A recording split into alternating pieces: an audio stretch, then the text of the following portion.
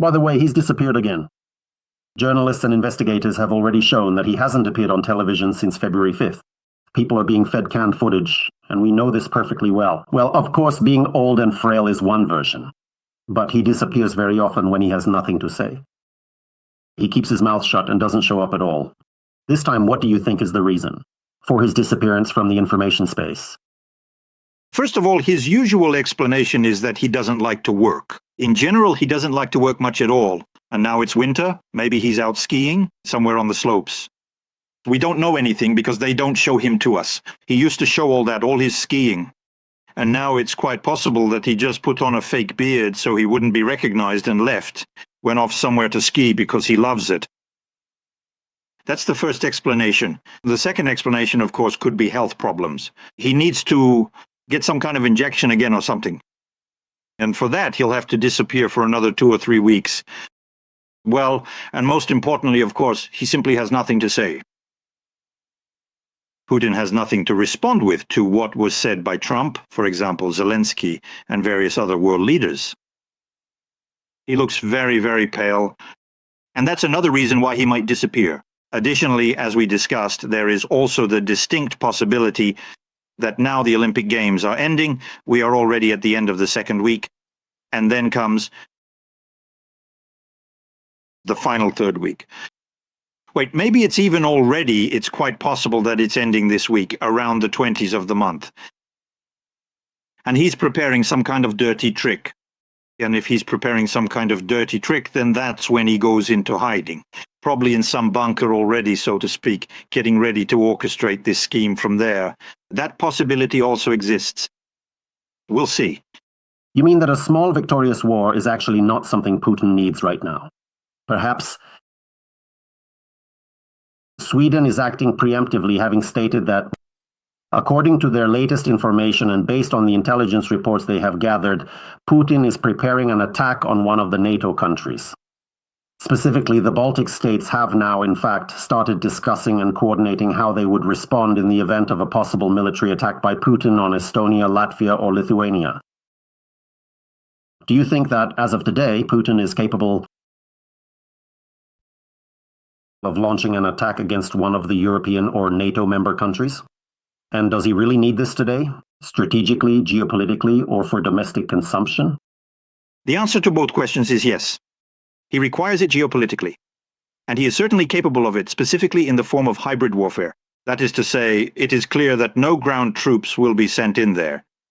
But he can still stir up some new trouble. Something very similar to what happened in Donetsk and Luhansk back in 2014. Because, for example, the city of Narva in Estonia is still right there. And there are many Russian-speaking people there. And then he could partially bomb it somewhere over some specific territory. It all makes perfect sense, because right now it seems that Putin lives only for war. He simply cannot find any other way to live his life. He has fully committed to launching a massive war-driven economy. This type of war economy also inevitably creates its own specific kind of logic. That is to say, if you only manufacture guns, machine guns, and rockets, then you eventually have to use them. Because you cannot just keep stockpiling them in massive storage warehouses all day long. Especially since he isn't even able to fill up the warehouses. And he understands something else. That right now, while Europe is still fragmented, while it is still searching for itself, it is still very weak. Not in the sense that it is weak physically, because if you add up the entire economic and military potential of all the European countries, they surpass the Russian Federation by 10 times. And they could easily handle it, if we're talking about a conventional non-nuclear conflict. But since they are all divided, since there are all sorts of Ficos, Orbans, some Bulgarians, other people emerging on the scene, Greeks, some people show up, I don't know, Portuguese, Spanish, well, more Spanish. Frankly, who really cares? And there are the Italians and the French who seem to care far more about their own tourism industries than about maintaining sanctions against the Russian Federation. So, Putin hopes that right now there is still such a strategic opening because it won't require too much concentrated effort from him, like opening up a second front. And,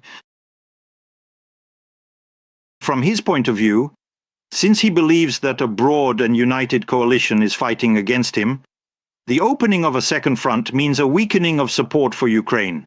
In other words, roughly speaking, He believes that the West has a finite amount of ammunition and all sorts of military equipment. And therefore, if tension arises somewhere else, they will have to give less to Ukraine, rather than open up more fronts, to tap into some new reserves and try to fight Putin using other stockpiles. That's why I absolutely do not rule out such a scenario. All right. And what kind of reaction do you expect from Europe and NATO? What do you expect? To what extent will Putin's hopes for NATO's weakness be justified? First and foremost, what do you think?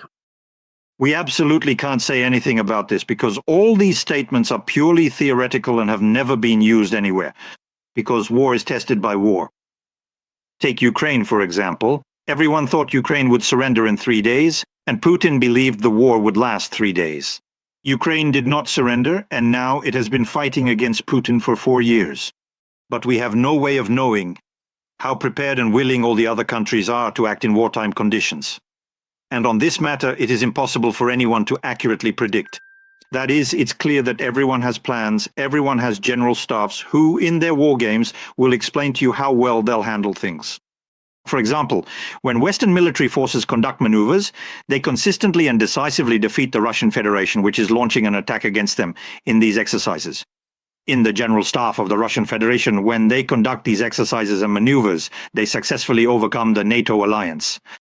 And everyone is satisfied because it's all virtual. But how it will actually play out in real life, no one knows. We can only hope that their threat that if anything were to happen, missiles will fly to Moscow, among other places. This is not just empty talk, but a very real and present threat, and it is clear that Putin is deeply afraid of it. Western intelligence agencies, which, let us remind you, are the exact same ones that predicted a very short war and Ukraine's complete defeat at the beginning of 2022, are now saying that Putin is fully ready to fight for at least another 2 years, just for the Donbas region. What do you personally think of such grim forecasts, and where exactly do they come from? And in your opinion, is it really possible that Putin can already think this way? To think in such terms as years of war at this point? Yes, of course. Look, the war in Ukraine has already been going on for 12 years. Soon it will be 13. The 13th anniversary is coming up because it started... No, wait, 12 years. Because it started in 2014.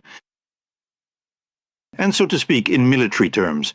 Because in hybrid terms, it has been going on since 2005 or 2004.